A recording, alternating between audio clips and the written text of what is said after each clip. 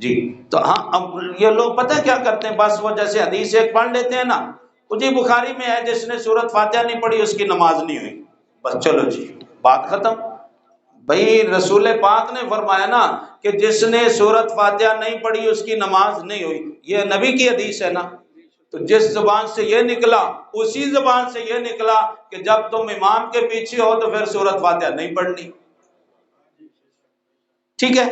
اب ایک حدیث آپ نے مان لی کہ جی نبی نے فرمایا سورت فاتحہ نہیں پڑھی تو نماز نہیں ہوئی، یہ آپ نے مان لیا، تو اسی نبی نے اسی زبان سے فرمایا جب امام کے پیچھے نماز پڑھو تو پھر سورت فاتحہ نہیں پڑھنی، یہ کیوں نہیں مانی آپ نے؟ بھئی اس کو بھی مان لو، جب تم بخاری کے الفاظ ہیں اذا قال الامام والضالین قولوا آمین من وافق تامینہ بتامین الملائکۃ قد غفر له ذنبہ، فرمایا جب امام جماعت کراتا ہوا والضالین کہتا ہے تو تم آمین کہہ دو، جس کی آمین فرشتوں کی آمین سے مل گئی اللہ اس کے آمین کہنے کی وجہ سے اس کی سورت فاتحہ قبول کر کے اس کے گناہ معاف فرما دے گا۔ اب فرشتوں کی آمین کبھی سنی ہے آپ نے؟ دو تو یہ ہوتے ہیں نا اور جو جماعت میں آ جاتے ہیں ان کی تعداد کا پتہ ہی کون نہیں، تو وہ بھی آمین کہتے ہیں، تو اس کا مطلب ہے آمین بھی ایسا کہنی چاہیے، اونچی نہیں کہنی چاہیے، یہ بخاری کے الفاظ ہیں۔ اچھا میں بتانا یہ چاہتا تھا کہ بھائی جیسے اب حضور نے فرمایا کہ بھائی جس نے فاتحہ نہیں پڑھی اس کی نماز نہیں ہوئی، جب تم امام کے پیچھے ہو تو تم نہیں پڑھنی، امام پڑھے گا، وہ جو امام کا پڑھنا ہے وہ تمہارا پڑھنا ہو گیا، ٹھیک ہے۔ اب اس کو نہیں مانیں گے، بس اس ایک کو بھئی یہ کیا بات ہوئی؟ حدیث ماننے کا یہ کوئی تک بنتا ہے کہ جو آپ کی مرضی میں آئے اتنی آپ مان لیں اور جو نہ آئے اس کو نہ مانیں؟ یہ تو کوئی بات نہیں۔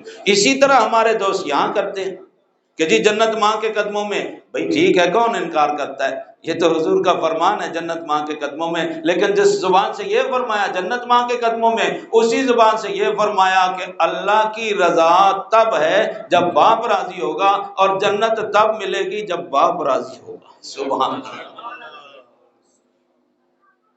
تو اب میں آپ سے پوچھتا ہوں محبت سے، یہ جو ساری عمر والد بابا یہ 70 سال کا بھی ہو جاتا ہے پھر بھی کہیں نہ کہیں ڈیوٹی کرتا رہتا ہے، تمہاری تعلیم کے اخراجات یہ برداشت کرتا ہے، تمہارے شادی بیاہ کے خرچے یہ برداشت کرتا ہے، اس کی زندگی میں تم خون اس کا پیتے ہو، ابا مر جاتا ہے تو گھر مکان جائیداد اس کا قابو کرتے ہو، اور جب تمہیں کوئی 4 پیسے مل جاتے ہیں 30-35 لاکھ کی گاڑی لے آتے ہو تو پیچھے لکھ دیتے ہو یہ سب میری ماں کی دعا ہے۔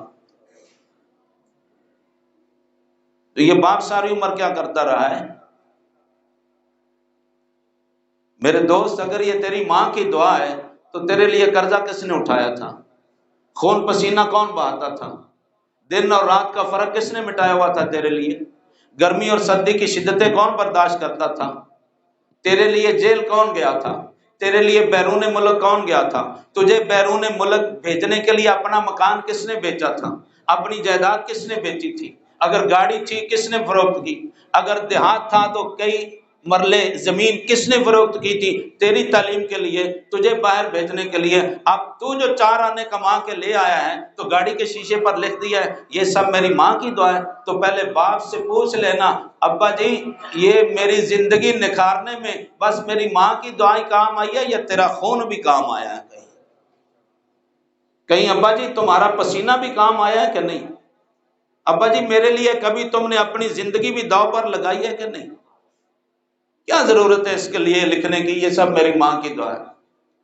وہ حکیم صاحب رحمۃ اللہ علیہ بڑی خوبصورت بات بتاتے تھے، فرماتے تھے والدین کا سر نہ کھایا کرو، ابا جی دعا کرو اما جی دعا کرو، کہتے ہیں نہیں نہ کہا کرو، ہاں تم ماں باپ کے ساتھ اس نے سلوک ایسا کرو تمہیں کہنا ہی نہ پڑے، بغیر کہے باپ کے ہاتھ اٹھ جائیں تمہارے لیے، یہ کام کرو، یہ کام کرو، ان کا سر نہ کھایا کرو، ان کے سامنے کردار ایسا پیش کرو، ان سے بات ایسی کرو۔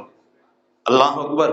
تو میرے پیارے دوستو باتیں تو اور بھی بہت ساری ہیں، بہت ساری باتیں والد کی شان میں، میں نے چند مختصر آپ کو باتیں عرض کی ہیں۔